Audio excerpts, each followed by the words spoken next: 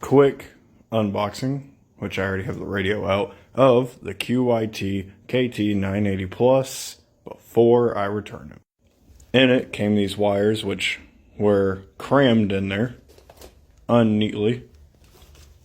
The wires here already cut. Now granted, I did have it on there, but unfortunately the wires they sent me did not work properly with my power supply. I had to use my own power supply cord to hook it up to there, otherwise it would not take the power no matter what I did.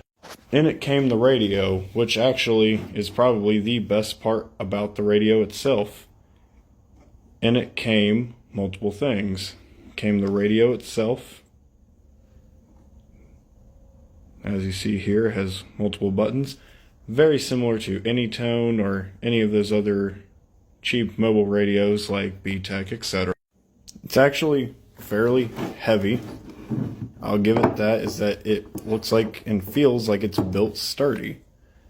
On it gives all the specs of everything, where the transmit and receiving is.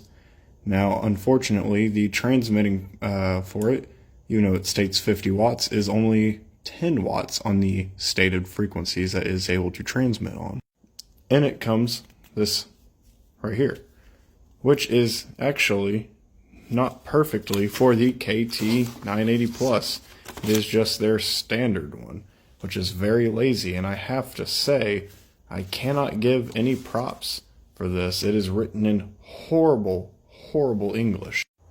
And if you look on it, you can see all the features on there, also written in Chinese, which, don't get me wrong, I love Chinese radios, but this one has got to have been one of the worst ones I've ever had.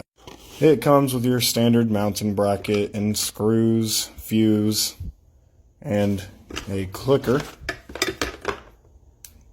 Has a very tech-style microphone, but I have to say, after talking through it and listening to myself, the audio quality was just horrible. Now that it's unhooked, it's over here. And I want to say I'm sorry to see it go. I had a lot of high hopes for it. 50 watts on VHF and UHF would have sounded like a dream. But instead what I got was a 10 watt radio that decides to not be worth anything. I love cheap Chinese radios. QYT, you've heavily disappointed me.